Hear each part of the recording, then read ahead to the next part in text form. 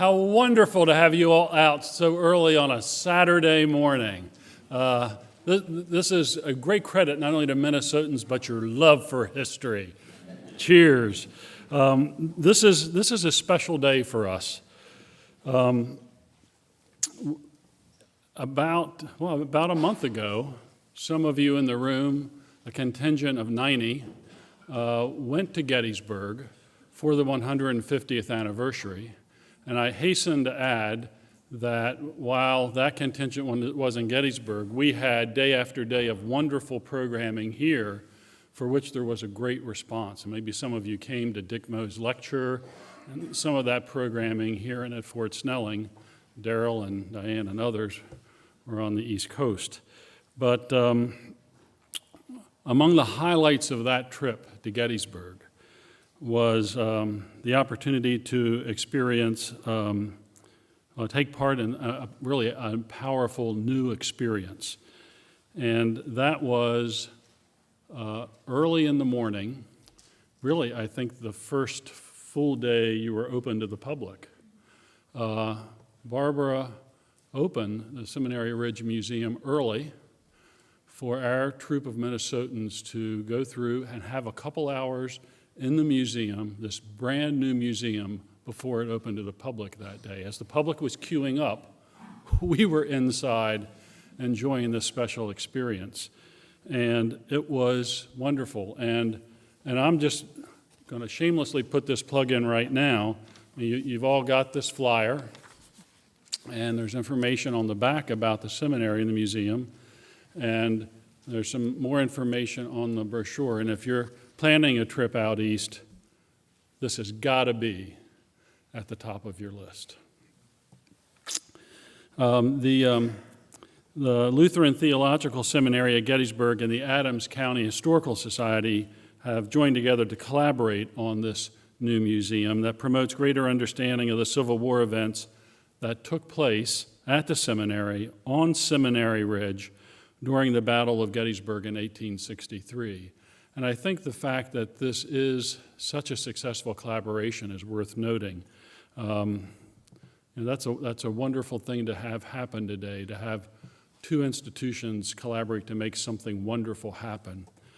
I believe we have with us today a past president of the seminary, who's also a retired bishop here in Minnesota, Reverend Daryl Beekman and Mrs. Beekman. Are you here in the audience this morning? Right here? Could we?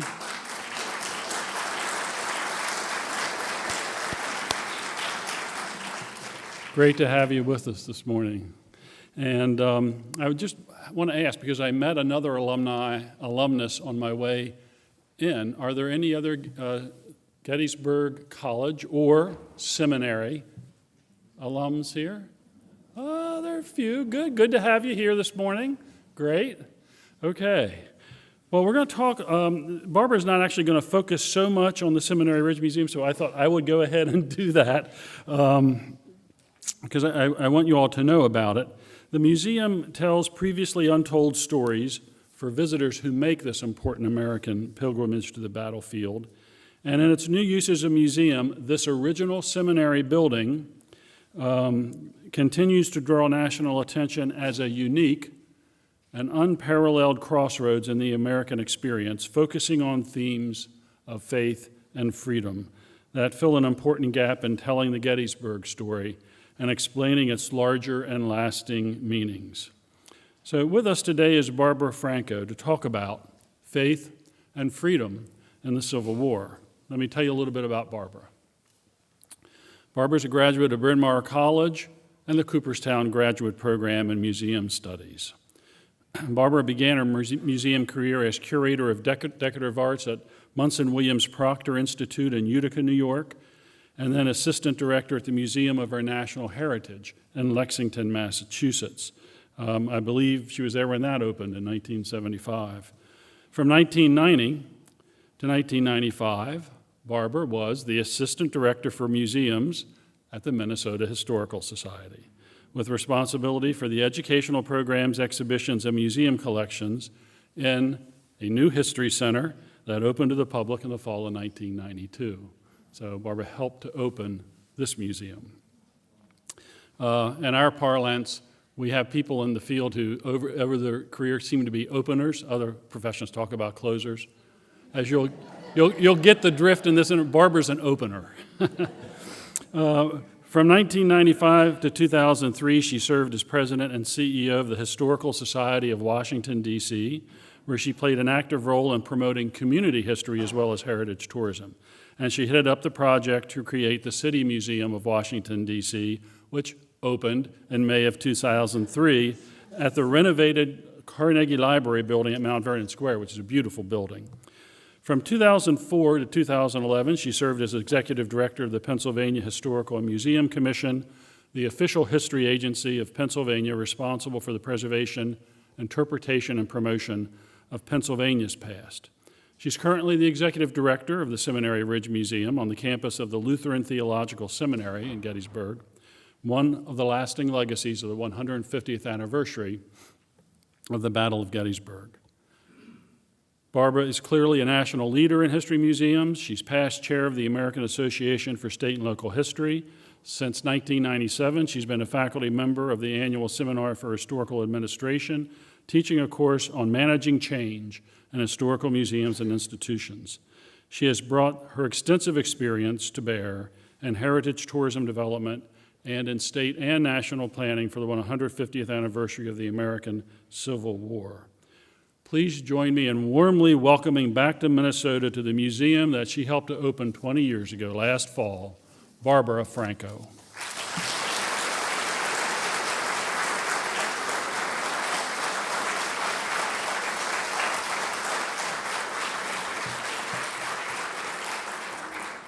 Thank you, Steve. It is really a pleasure to be back in Minnesota and to be speaking here in the 3M auditorium.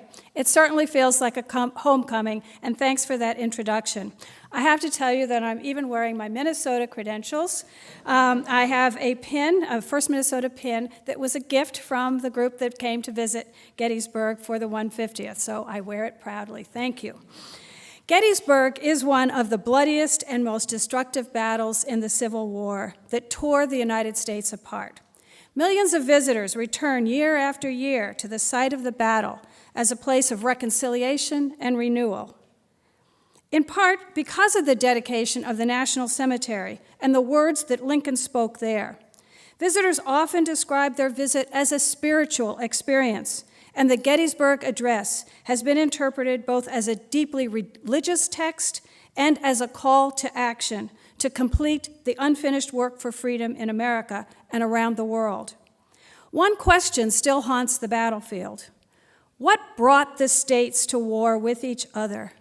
How did they then, and how do we today, make sense out of the mayhem that resulted? The 150th anniversary of the Civil War, like preceding anniversaries, challenges us to answer these questions for a new generation. As Americans are drawn to reconnect with their Civil War pasts, historians hope to ask better questions, help people understand that there were and still are differing opinions, and to make sure that previously excluded stories are documented and shared. The Gettysburg Seminary Ridge Museum, which opened on July 1st, is the legacy project of the 150th anniversary, much as the Peace Light of 1938 marked the 75th anniversary. The new museum, as Steve mentioned, is the result of a long-standing partnership between the Lutheran Theological Seminary at Gettysburg and the local Adams County Historical Society. The historic building was almost lost in the 1950s when it was no longer suitable for dormitory use, and the Adams County Historical Society stepped up and leased the building as its headquarters for more than 50 years. Then, as the anniversary approached, the two partners, the Historical Society and the seminary, joined together to renovate the building and interpret its unique stories. Some museum projects start with an idea and then look for a building to house it. In this case, we started with a building that needed to be preserved, and the museum has helped to accomplish that goal. The historic seminary building in 1832 was built to house the Lutheran Seminary, and was witness to the conflict of 1863. Today, it houses the Gettysburg Seminary Ridge Museum, and the main artifact remains the building itself. The museum interprets 3 stories that relate directly to the building, and I'll just give you a short preview here of the 3 floors. Starting on the 4th floor, the exhibit of the first day of the battle begins with the iconic cupola, where General John Buford and his Signal Corps officer surveyed the landscape and established a Union strategy. Artist Dale Gallen's murals were commissioned to create a mini cyclorama experience of the first day, going through morning, midday, afternoon, and evening with maps, timelines, artifacts, and personal stories that tell what happened. At the end of the day on July 1st, the building was occupied by Confederates and already in use as a field hospital for the wounded. The second story is the care of the wounded. Within the walls of the museum, an estimated 600 patients, their doctors and nurses, dealt with the shocking aftermath. Their names and histories are among the stories we tell, including 2 Minnesotans, First Lieutenant John Pell and Private Albert Sieber of the 1st Minnesota. The second floor deals with issues of faith and freedom, the topic of my talk this morning. The Seminary and Historical Society partners wanted to include the role of the seminary in the context of religious history, and Adams County wanted to talk about its role as a border county in the Underground Railroad activities that involved white residents as well as the town's free Black community. At least 70 citizens of Adams County proudly served in the U.S. colored troops that organized in 1863 following the Emancipation Proclamation. While the Faith and Freedom exhibit was developed as separate galleries looking at the Underground Railroad and freedom efforts on one hand and the role of religion on the other, increasingly the interpretation of faith and freedom in the museum's exhibits has suggested more complex intersections and a more integrated approach. This is an interactive computer that allows people to make choices about faith and freedom based on real experiences of moral dilemmas in the Civil War period. I'll give you 2 examples. One is based on Samuel Simon Schmucker's experience. The president of the seminary faced the dilemma of what to do when he acquired slaves through marriage to his Virginia-born bride. And a Quaker family has to choose between following the law or their conscience when a fugitive slave comes to their door. Seminary Ridge is uniquely situated at the intersection of these 2 ideas, faith and freedom, 2 ideas that have enormous power in how we define ourselves as Americans. Each of the stories the museum tells is important to understanding the Civil War, but I believe that its main contribution to new scholarship and deeper public understanding will be in fully exploring ideas of faith and freedom as they were understood in the 19th century. I'm using faith in the broadest sense of intangible values and beliefs that add meaning to life, the shared beliefs that shape actions and decisions and create community, rather than religion, often understood as specific and organized set of beliefs associated with a specific denomination or sect. Freedom also has multiple meanings, often used interchangeably with liberty. Both are concepts that we inherit from the Greeks, later renewed in Enlightenment philosophy. But the ability of the individual to make personal decisions based on individual conscience remains deeply embedded in American concepts of freedom. Like Lincoln, who started his Gettysburg Address with 77 years ago, it's important to go back to the beginnings. Issues of faith and freedom presented the framers of the Constitution with questions of how to balance slavery and liberty and the proper role of religion in a democracy. Freedom, to whom and how it applied, freedom of religion, and even freedom from religion were hotly debated during the early Republic. In 1788, at the Virginia Constitutional Convention, James Madison suggested that, quote, freedom arises from the multiplicity of sects which pervades America and which is the best and only security for religious liberty in any society. For many who had fled Europe because of religious persecution, an established state religion in a nation of diverse faiths was unthinkable. Dissenting denominations in the early republic shared anti-authority, anti-elite, and anti-establishment sentiments with Enlightenment radicals. Baptists found themselves in common cause with deists and freethinkers against established denominations who argued for continued state support. The contested role of religion in the early years of independence often pitted Christians against atheists in heated debate.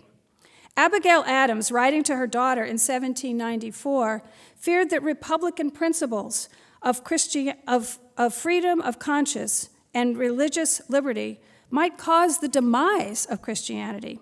"I am no friend of bigotry," she said, "yet I think the freedom of inquiry and the general toleration of religious sentiments have been, like all other good things, perverted, and under that shelter, deism and even atheism have found refuge."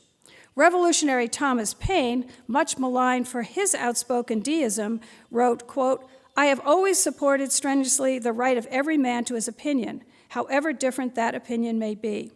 He wrote that of all the tyrannies that affect mankind, tyranny in religion is the worst. Abigail Adams' fears were unfounded. Rather than fading away, as some revolutionaries anticipated, religion became more influential. The Second Great Awakening in the 1820s and 30s placed religious faith at the center of an expanding democracy and profoundly shaped the ideas of 19th century Americans.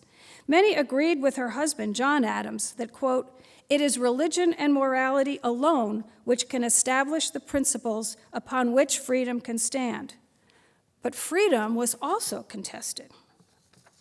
While the founders, many of whom were slave owners like Washington, Madison, and Jefferson, may have hoped that slavery would eventually be phased away with the end of the slave trade, it remained an unresolved question for the growing nation.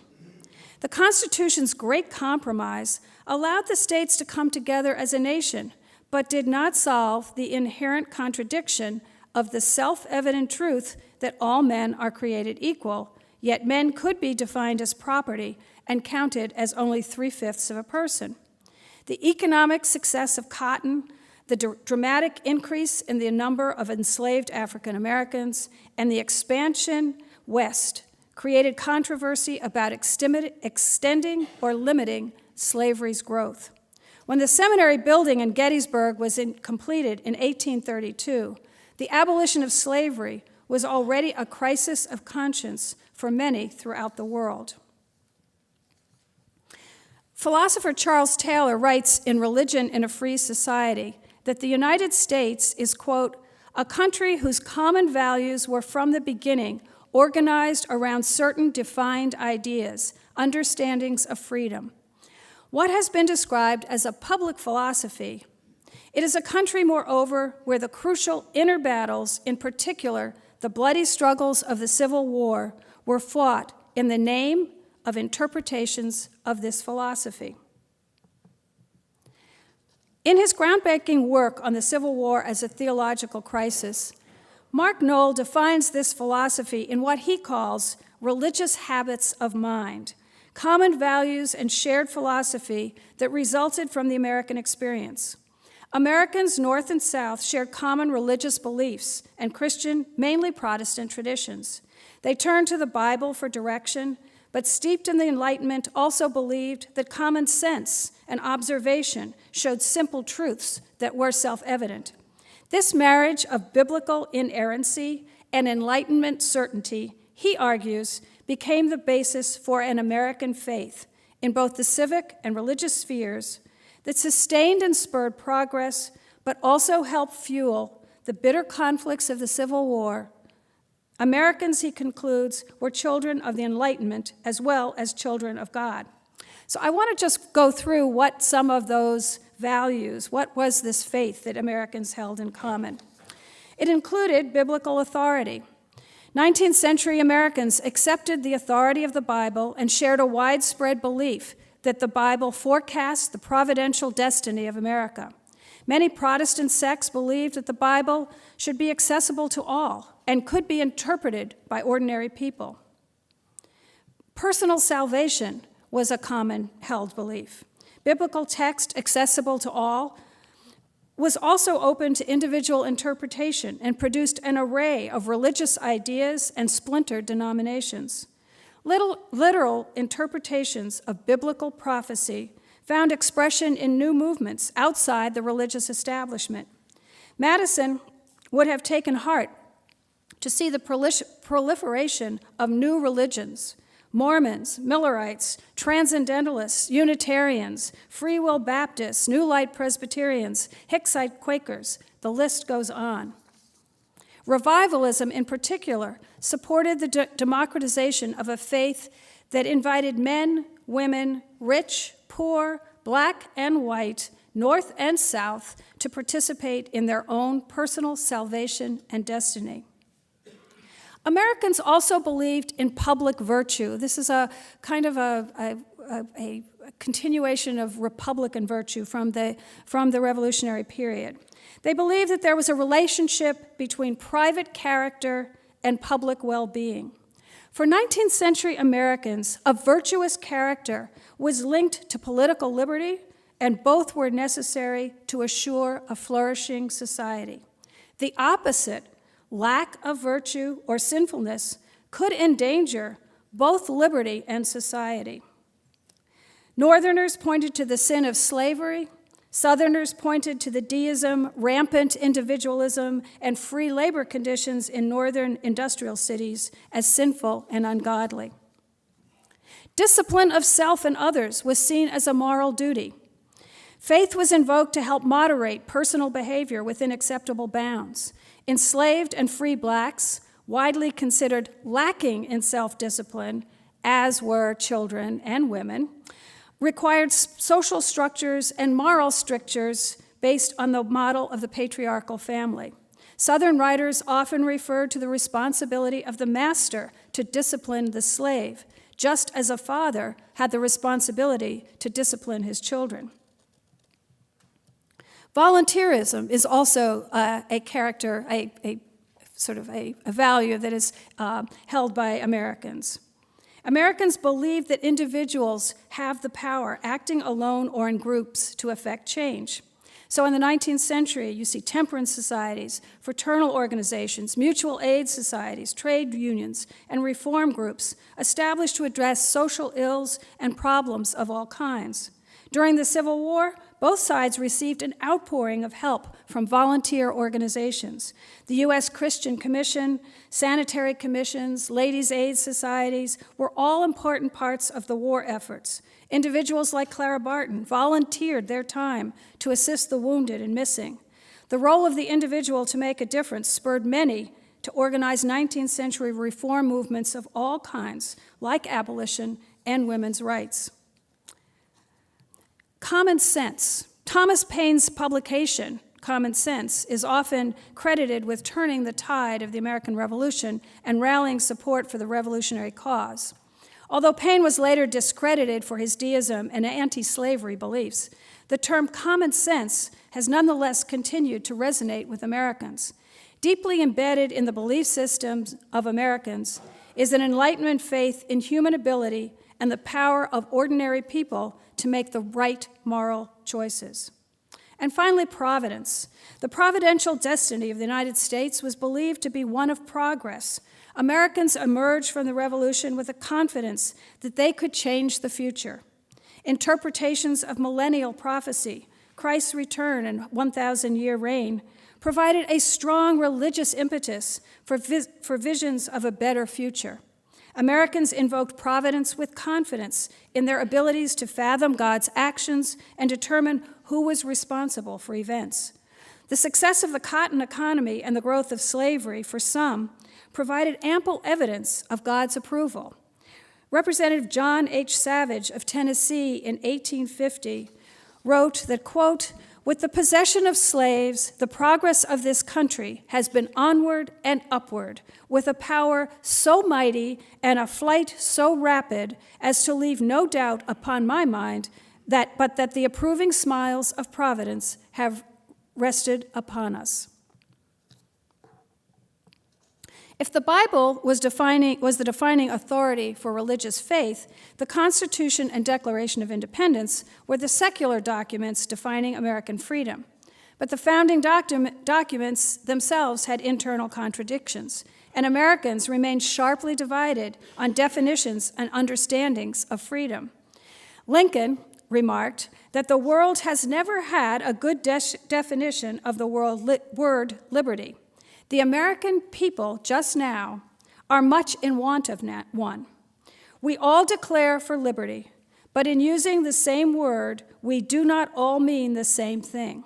This was April 18th at an address in Baltimore. Language of religious freedom and liberty remain linked as the 19th century unfolded. Lorenzo Dow was an itinerant Methodist preacher in the early 19th century. You can see him on an image of him on the left, preaching at a revival. He explicitly championed popular sovereignty and the connection between religion and freedom.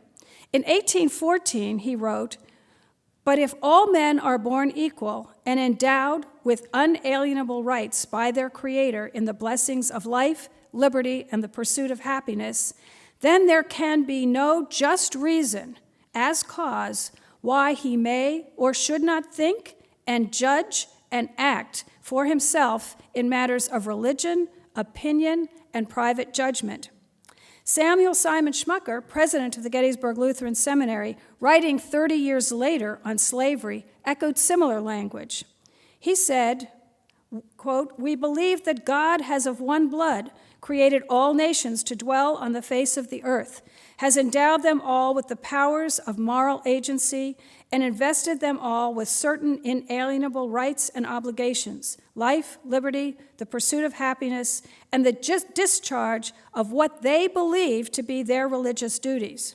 No man or set of men have a right to exercise control over others that is detrimental to the inalienable rights of the individual." But not everyone agreed with this definition of individual freedom. For Southern proponents of slavery, freedom relied on a social system and the class stratification that slavery provided. For Thomas Roderick Drew, president of the College of William and Mary in Virginia, advancements in learning, communications, and morals depended on the freedom to pursue happiness, but based on property rights secured by a state governed by property individuals. Only slavery, he thought, could discipline individual freedom and render progress wholesome and socially safe. George Fitzhugh of Virginia published racial and slavery-based sociological theories in the antebellum era. He argued that the Negro is but a grown-up child who needs the economic and social protection of slavery. Fitzhugh decried capitalism as spawning, quote, "a war of the rich with the poor and the poor with one another." Slavery, he concluded, ensured that blacks would be economically secure and morally civilized. As Americans experienced common civic and religious beliefs from increasingly divergent perspectives, significant differences developed between North and South, whites and blacks. It was not surprising that denominations split. Presbyterians officially separated in 1861, but the views of two Presbyterian ministers show how they were moving apart long before the Civil War. Charles Grandison Finney was converted in 1821 and became one of the leading revivalist preachers of the Second Great Awakening, first as a Presbyterian minister and then as president of Oberlin College. Like many, he reflected the early Republic's Enlightenment leanings. He became a Freemason as a young man, and his conversion to religion came only later in life as an adult. In fact, he remembered, "My parents were neither of them professors of religion, and I believe among our neighbors there were very few religious people." His personal conversion and religious commitment convinced him that slavery was wrong, and he devoted himself to the causes of revivalism, abolition, and temperance. He is known for introducing innovations in worship like public praying for women, colloquial language, and the anxious bench. He described his beliefs in this way: unless the will is free, man has no freedom. And if he has no freedom, he is not a moral agent. That is, he is incapable of moral action and also of moral character. So religion and freedom very much combined in his thinking. His non-traditional style of fiery preaching, combining religious passion and common sense logic, drew converts. But it also drew criticism from more establishment clergy, like Lyman Beecher, and fellow Presbyterians. Reverend James Henley Thornwell of South Carolina, also a Presbyterian, took a far different stance as a leading advocate of slavery. Unlike the unschooled Finney, Thornwell was described as the most learned of the learned. He graduated from South Carolina College at 19 and studied at Harvard Divinity School.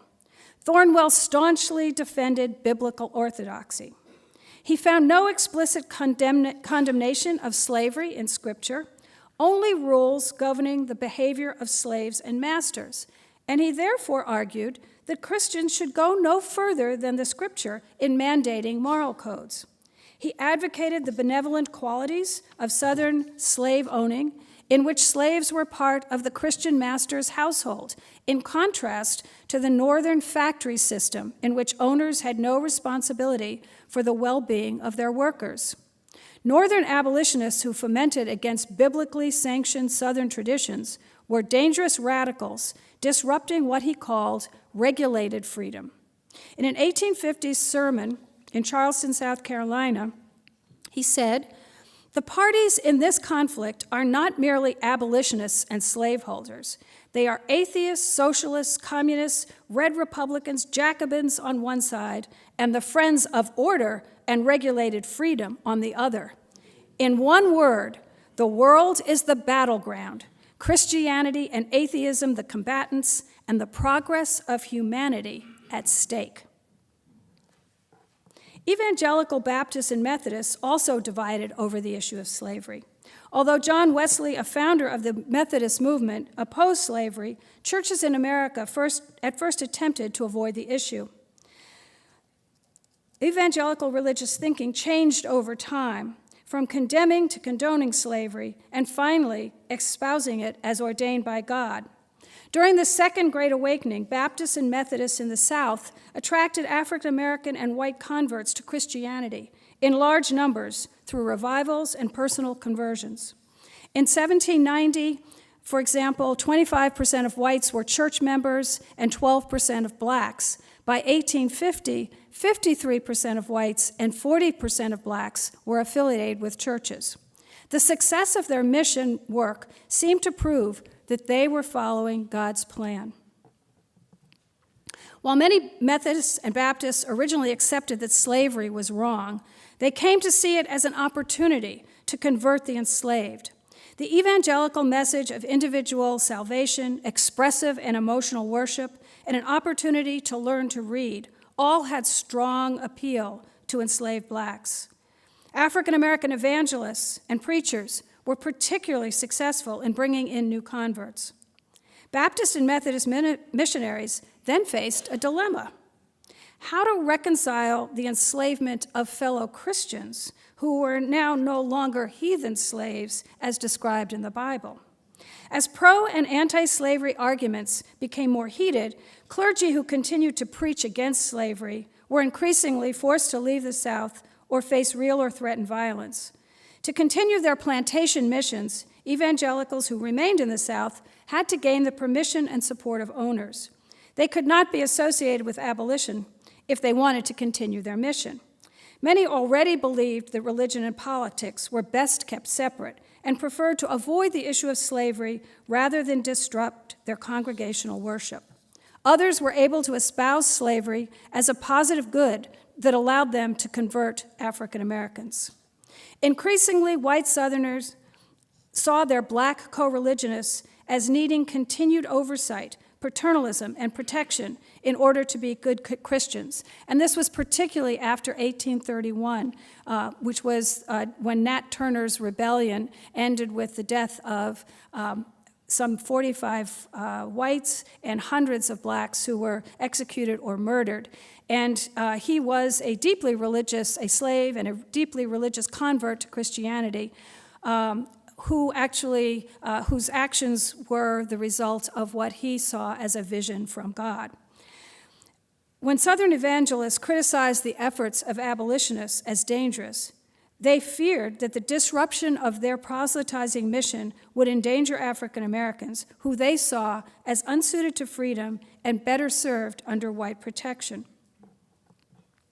Thornton Stringfellow, pastor of Stevensburg Baptist Church, became one of the widely published pro-slavery advocates.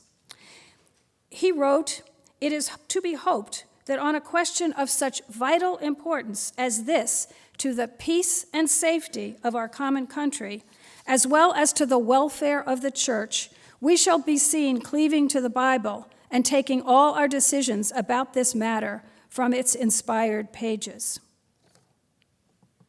Radical abolitionists like William Lloyd Garrison, the editor of The Liberator, were regarded as dangerous insurgents, threatening the peace and safety.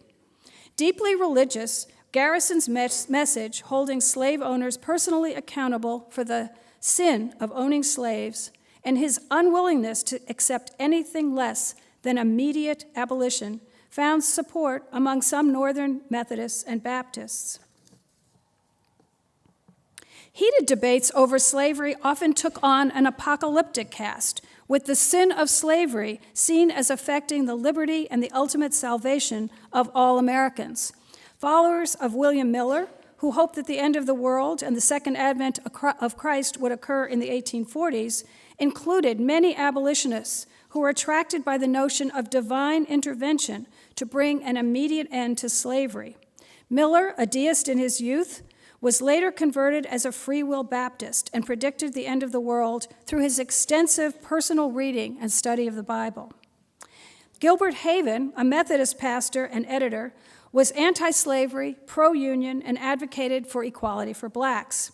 His sermon, the printed version on the,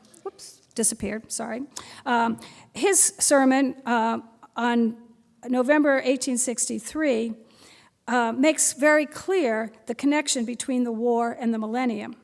He said, "What connection has our war with this consummation of the millennium?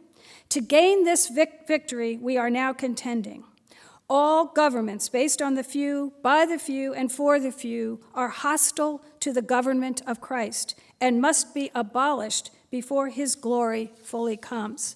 The Union must be preserved, not alone because it was essential to our own welfare, but because through its preservation would the divine doctrine of popular government live among men. If America is lost, the world is lost." I think you can get a sense from both pro and anti-slavery that the stakes for these folks were very high and very much about a sense of their own ideas about moral values and what they thought about faith and freedom. Moderates, both North and South, might not have actually supported slavery, but most were at first willing to accept that it was a necessary evil and societal sin rather than an individual sin. People both North and South gradually changed their opinions, however, partly as a result of preaching and writing, and became more willing to adopt radical positions. One, the positive good of slavery on the one hand, versus the sin of slavery and the urgency of immediate abolition on the other. Harriet Beecher Stowe was one of those who became more radicalized while living in Cincinnati, a hotbed of anti-slavery activity. Her publication of Uncle Tom's Cabin served to popularize and expand opposition to slavery as nothing else had. The book became an instant bestseller, 300,000 copies in the U.S. in the first year, and 1.5 million copies in Great Britain in a single year. Those are extraordinary numbers for today, and in the 19th century were unprecedented. I think that there are some statistics that say that Uncle's Time Cabin was second only to the Bible in terms of sales of books. The religious basis for opposition to slavery was explicit in her story's characters and themes of sin and redemption.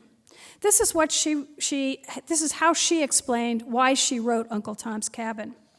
I wrote what I did because as a woman, as a mother, I was oppressed and brokenhearted with the sorrows and injustice I saw.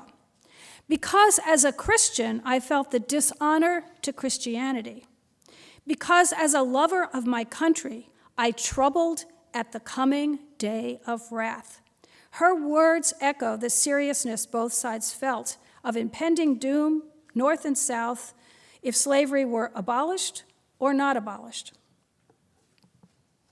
The active role of African Americans has been long overlooked in studies of Civil War history. At the seminary, we have one of the stories that we have the privilege to tell is that of Daniel Alexander Payne, one of the prominent black intellectuals of the Civil War era, and because of his strong connection to Gettysburg. Payne came to Gettysburg to study at the Lutheran Seminary in 1835, when laws in South Carolina forbade teaching of blacks and effectively closed his school in Charleston, South Carolina.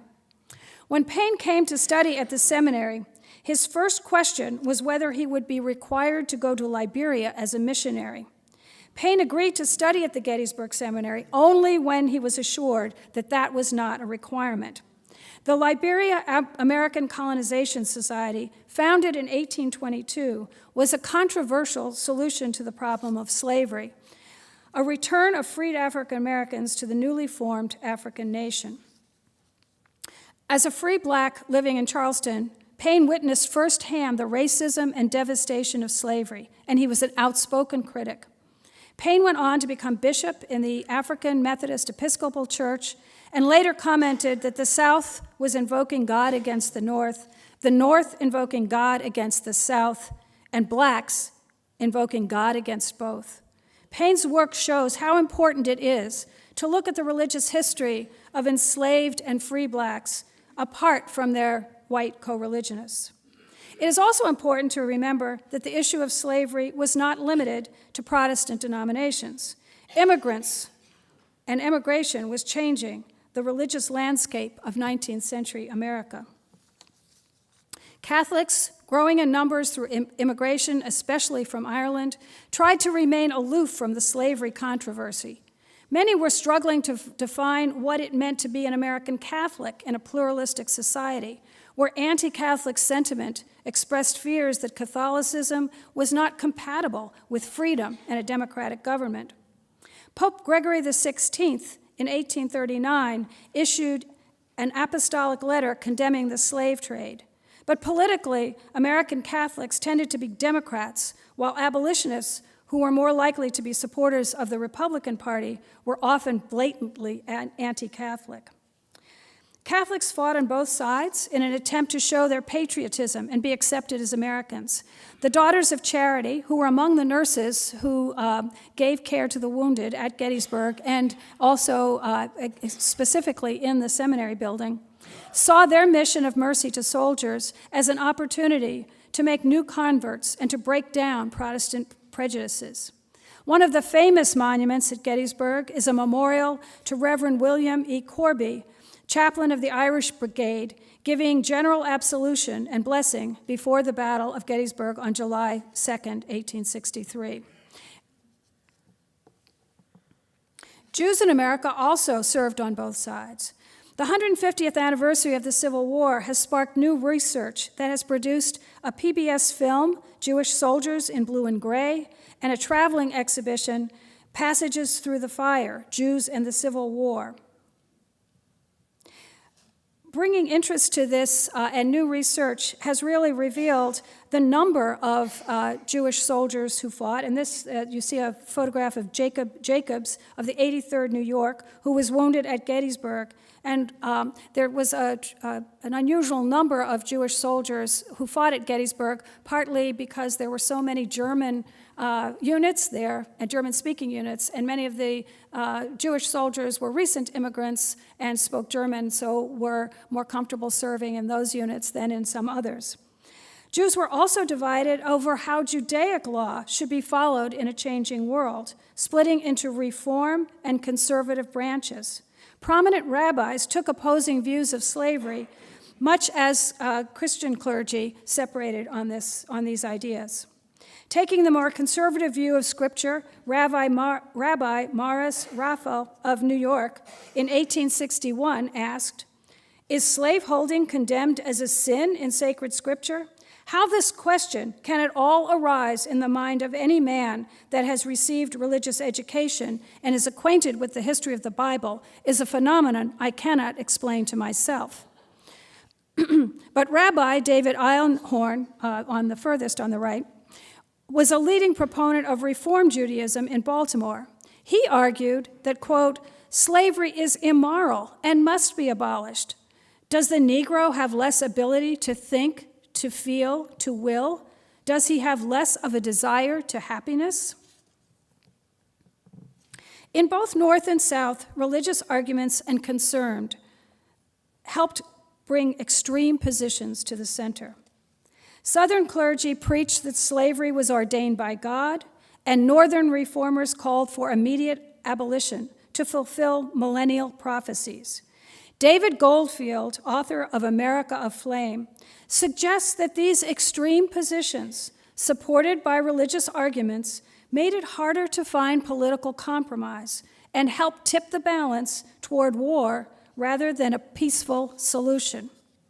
In great contests, Lincoln wrote, each party claims to act in accordance with the will of God. Both may be and one must be wrong. God cannot be for and against the same thing at the same time. This is the dilemma of the Civil War. At the beginning of the war, Northern and Southern positions were clearly divided over ideas about faith and freedom. And I want to share two sets of quotes with you, one at the beginning of the war and one at the end.